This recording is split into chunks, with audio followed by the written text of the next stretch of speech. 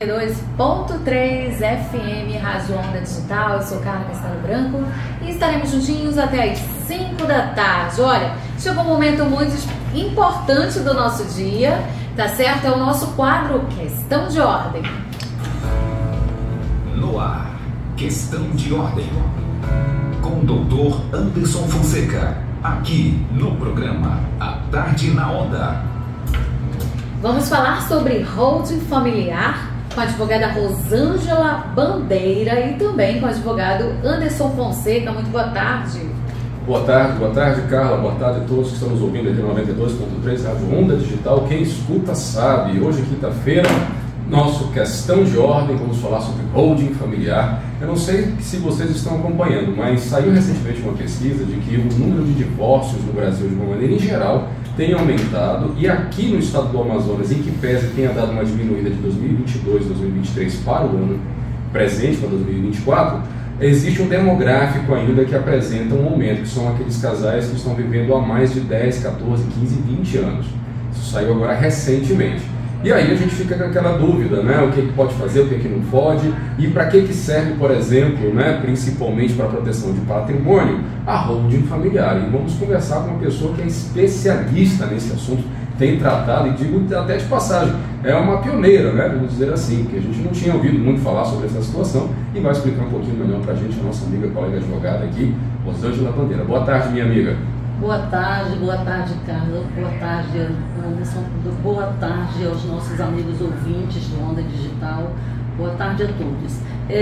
Esse trabalho tem sido um marco aqui no estado do Amazonas, né? Embora esse sistema de proteção patrimonial, que é a holding familiar, já exista desde 1976, somente agora está sendo divulgado, né? Porque antes somente os bilionários tinham acesso a essa informação. Isso era coisa de rico. Hoje as pessoas pensam, isso é coisa de rico. Não, é coisa para todas as pessoas que tenham patrimônio, que precisam protegê-los. Através de uma organização patrimonial, de uma educação patrimonial, que isso nós não temos no nosso país, né? E somente agora, recente, essa informação está sendo disseminada para a população, e eu estou aqui para contribuir com o que eu já aprendi sobre isso, com a experiência que nós já temos sobre isso, para levar a nossa população brasileira esse importante conhecimento, que inclusive é válido principalmente em relação a casais, né? Sim. Eu gostaria de perguntar quais são as vantagens da holding familiar. São menos tributos, por exemplo? São a questão do próprio planejamento financeiro e da proteção patrimonial? Eu acho que só pegando o gancho da pergunta da Carlinha aqui, acho que é bom até porque a nossa audiência não é só de pessoas que são da área, né? Você tentar simplificar aqui o que seria uma holding, aí vem as vantagens, o que pode. Muito bem. A holding familiar, ela não é uma empresa em si, ela é um sistema. Esses sistemas são formados por empresas que são organizadas entre si, há interligações entre si, cláusulas específicas, inclusive amparados pela legislação brasileira, para a constituição e organização do patrimônio da família dentro desse sistema, inclusive a distribuição das cotas para os herdeiros. O que facilita muito na questão, inclusive, tributária, porque a redução do tributo, por exemplo, se uma pessoa que tem bastante patrimônios e que faz aluguéis, aluga esses patrimônios, ele, ao declarar o imposto de renda, ele paga um tributo de até 27,5%, enquanto que dentro de um sistema como este vai pagar em torno de 15% no máximo. Já dá uma diminuída considerável aí, né? Muito, quase 10%, né? Ou 50%. E também vamos colocar aqui, ajuda também na situação sucessória, pelo que eu estou entendendo, né? A pessoa já consegue deixar alocado o que quer deixar para que filho, para que patrimônio vai para onde, evitando então aquelas famosas dores de cabeça e todas aquelas maravilhosas questões que são levantadas nas varas de família quando alguém morre. Exatamente. Quando é montado esse sistema, é montado em células, nós chamamos de células. Por que células? Porque elas vão estar dentro de um cofre, bem protegidos, bem guardados. O patrimônio da família estará ali dentro, bem guardado, e em cláusulas específicas a administração desse patrimônio todo, inclusive, que continua com o dono do patrimônio, só que não será mais no seu nome. Ele não está passando antecipadamente o seu patrimônio, né? Ele continua usufruindo normalmente. O que acontece? Ele vai colocar ali em cláusulas a organização, a distribuição para os seus herdeiros, conforme ele queira distribuir, inclusive. Ele pode, inclusive, deixar já estipulado alguém que vá administrar esse patrimônio, caso alguma coisa aconteça com ele, ou caso ele venha a falecer. Nós não sabemos o nosso futuro, né? Tudo é incerto. Ele já deixa já organizado como ele quer. Num testamento, o testador deixa organizado como ele quer que seja distribuído o seu patrimônio. Dentro desse sistema, ele deixa organizado como ele quer e que não haverá assim algo que venha a quebrar isso aí, a destruir isso aí. Se ele fizer, quem vai ficar com quem e como é que vai ser feita a divisão de tudo. Se ele deixar bem organizado, bem protegido, não vai existir dúvidas nenhuma, porque vai estar tudo escriturado, tudo organizado e inclusive informado aos órgãos públicos. Então tudo já vai estar bem delimitado. Como a gente diz no popular, vai estar bem amarrado. Mas com detalhe. Eles serão os titulares dessas cotas. Os filhos herdeiros serão os titulares dessas cotas. Mas o dono do patrimônio, ele vai ter o poder de tudo. Ele vai poder mandar e desmandar, ele vai ter cláusulas alienar, pode fazer o que para vender, para alienar, para alugar. Ele vai ter cláusulas onde ele vai inclusive poder reter de volta. Caso aquele filho falecer, ele pode puxar essa cota dele de volta e distribuir como ele quiser distribuir seguidamente. Ele pode deixar da forma como ele desejar. É o dono do patrimônio que administra tudo. Quando a gente vê ali a história, não sei se vocês já viram aí uma entrevista de Eike Batista, né? Ele diz que eles são organizados numa organização patrimonial. Quem é do grupo do mundo dele sabe como é que funciona isso. Não sabe como funciona o sistema, mas sabe que existe. E quando ele diz, eu peguei emprestado do meu filho, ele não precisa fazer isso, ele não precisa pegar emprestado, porque é ele quem vai dar as autorizações e tudo, quem vai definir tudo. Embora ele faça a doação das cotas ali, ele vai colocar uma cláusula que é o gatilho. Esse gatilho só dispara quando ele falecer. Entendi. E aí a gente pode fazer uma comparação, no caso do colosso familiar, com a questão do inventário em relação a tempo? Claro, porque não vai ter inventário depois. Não tem. Não, desse patrimônio que estiver dentro do sistema, dentro da hold, não haverá inventário. Eu falo em relação ao comparativo, né? A pessoa que acaba optando pelo inventário, que já é algo que ao longo dos anos se consolidou. É mais comum, né? Dói no bolso, sim, muito. Além de ser demorado, é muito caro, porque tem uma série de coisas para serem, de custas, né? Além dos tributos, né? Que tem que pagar para... E os tributos também, porque será pelo transmissão do patrimônio, vai... O imóvel, por exemplo, é no valor do venal do imóvel, né? Do valor de mercado daquele imóvel. Enquanto que nesse sistema, ele está organizado de uma forma em que o advogado especialista sabe como trabalhar isso. Nós trabalhamos já em parceria com o escritório aqui em Manaus, o Dr. Carlos Nogueira também, que já vinha há muitos anos trabalhando com hold familiar, e nesse sistema é organizado de uma forma em que o patrimônio que está ali dentro não sofre inventário. Agora, é claro, você pode colocar lá dentro imóveis, tanto imóveis quanto móveis. Por exemplo... Direitos também. Sim. Eu tenho ações na bolsa. Isso, exato. De banco, contas digitais, né, os investimentos em bancos digitais, esses investimentos em bancos de valores, em ações, em FIIs, o que você tiver de patrimônio investido em alguma coisa, você pode colocar dentro desse sistema. Agora, é claro que tudo isso precisa ser conversado também com o administrador dele, com o assessor dele lá daquele banco digital. Né? Porque existem coisas que não vai valer a pena se colocar dentro de uma hold. Né? Aí Deus o livre, aconteça alguma coisa com essa pessoa, ele ainda tem aquele patrimônio ali, vai ser um patrimônio pequeno para ele se fazer inventário. O que tiver fora da hold, se faz o inventário, mas é um valor muito inferior do que se ele for fazer de todo o patrimônio ou do imóvel, por exemplo. Então, quando a população tiver conhecimento da importância desse sistema para a família, para a proteção patrimonial, é importante que a pessoa constitua. porque ela vai estar, além de estar protegendo o patrimônio, inclusive de ações judiciais futuras, ele vai estar protegendo de diversas situações, inclusive de terceiros, como também evitar o inventário, que é o mais pesado de todos, é o inventário, que os filhos é quem sofrem com isso, e sofrem anos e anos. Se a pessoa já está passando inventário hoje, porque o dono do patrimônio faleceu, não tem mais jeito, o dono do patrimônio faleceu, tem que se fazer inventário, tem que seguir o processo, quer seja judicial, quer seja extrajudicial. Mas enquanto em vida, o dono daquele patrimônio precisa protegê-lo, precisa saber como é que funciona esse sistema, e nós estamos aí nas redes sociais ensinando. Tivemos semana passada um seminário explicando sobre isso, muito bem, por exemplo. Estou inclusive com um resumo aí. Eu já ia perguntar sobre isso, quem quiser saber, né, como é que faz para ter essas informações e saber mais, enfim, se aprofundar. Exato. No YouTube, tanto no YouTube quanto no Instagram, Facebook, é a advogada Rosângela Bandeira, Rosângela com Z. Rosângela com Z, Bandeira. Rosângela Bandeira, advogada Rosângela Bandeira. Pronto. Você vai notar que tem outra Rosângela Bandeira, que é inclusive uma xará, cantora de forró. Olha aí. E nas horas vagas. Estou fazendo até propaganda. Nas horas vagas, a doutora Cândida também. Então, e nisso nós estamos informando a população que existe esse sistema, que há como proteger. Né? Agora, a população ela precisa se apropriar desse conhecimento. Eu acho que o caminho é esse.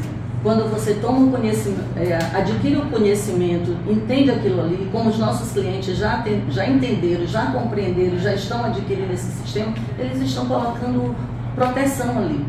Porque nós sabemos que existe a educação financeira, né? Na educação financeira já bem evoluído, inclusive, né?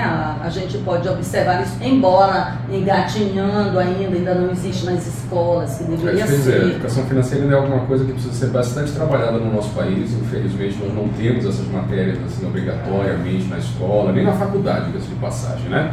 E aí a gente vai cuidando das coisas na maneira... naquele sistema japonês, na tora, né? Vai aprendendo conforme vai andando.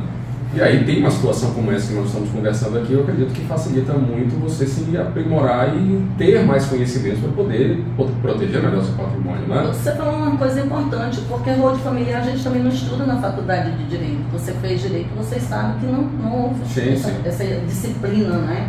E eu aprendi fora da faculdade, num curso que eu fiz, que eu participo desse curso, é um curso onde tem para mais de 5.000 alunos, que quase todos os dias a gente se reúne para estudar e debater sobre o assunto, inclusive já estaremos daqui a pouco elaborando, disparando já artigos voltados para esse assunto, porque é algo que eu busquei isso através de um sofrimento familiar, né? Com a perca do meu pai e da minha irmã, em 2013, nós sofremos muito para organizar o patrimônio. Foi um inventário extrajudicial, não havia litígio, né? Porque ninguém brigou, mas teve dor de cabeça para arrumar. Quando tem litígio, quando tem crianças, né, filhos menores de idade, é preciso ir pela via judicial quando tem testamento também. Inclusive agora o testamento não precisa que o inventário vá pela via judicial, já é um novo entendimento do STF, mas para haver o reconhecimento do testamento, primeiro precisa passar pelo juiz para poder ir para via cartorária.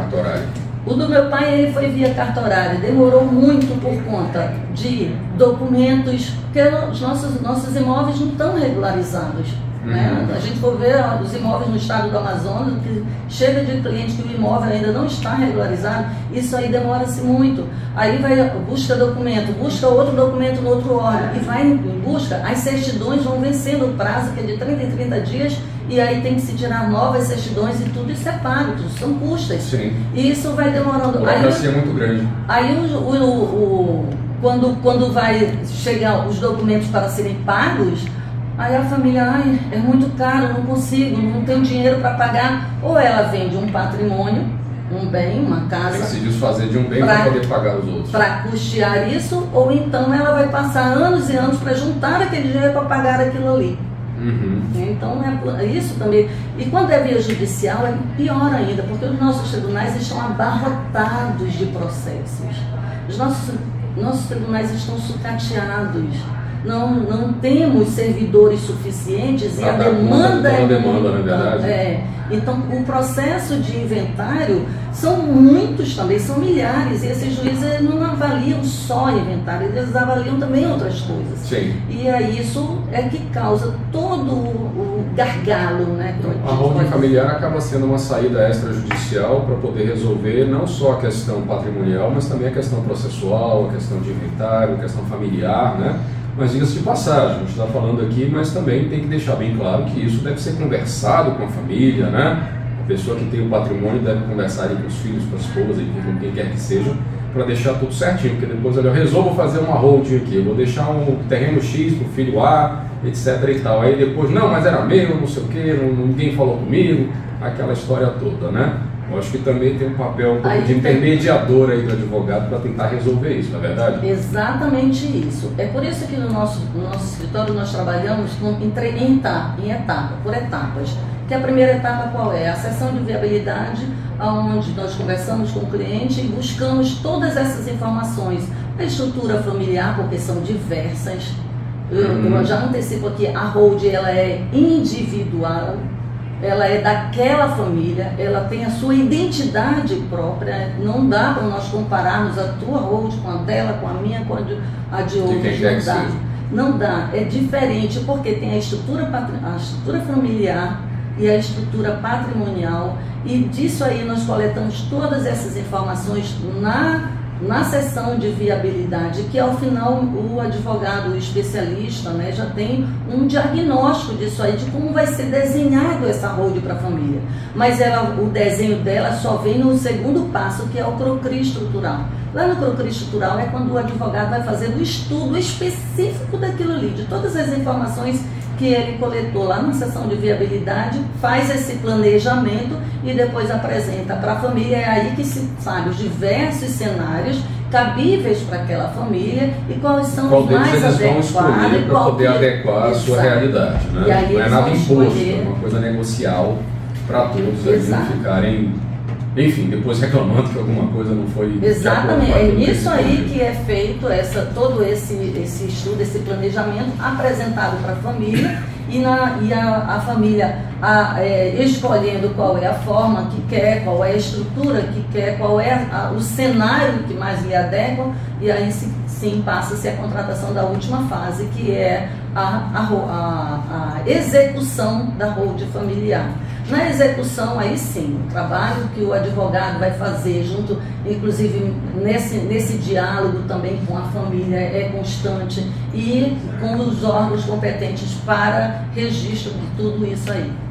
Maravilha! Então, tenho aí mais uma dica forte e quente aqui para quem está querendo verificar sua questão patrimonial, verificar sua situação familiar, evitar dores de cabeça no futuro. De repente é a hora de poder se aprofundar um pouquinho mais, saber um pouquinho mais, até os nossos próprios colegas advogados, né? Como você bem mencionou, a gente não aprende isso na faculdade, é importante também ter esse conhecimento, entrar em contato aí com as redes sociais, da nossa querida colega Rosângela Monteiro aqui, para de repente procurar, não sei se de repente também está no seu cardápio aí, fazer algum curso no sentido de lecionar, né? No sentido de ensinar. Tem alguma perspectiva? Sim, temos tido já algumas procuras, né, mas ainda estamos nos organizando, nos estruturando já no escritório para fazermos isso. Para poder fazer isso. Como eu disse, eu faço parceria com esse colega e juntos nós estamos já planejando nisso aí, né.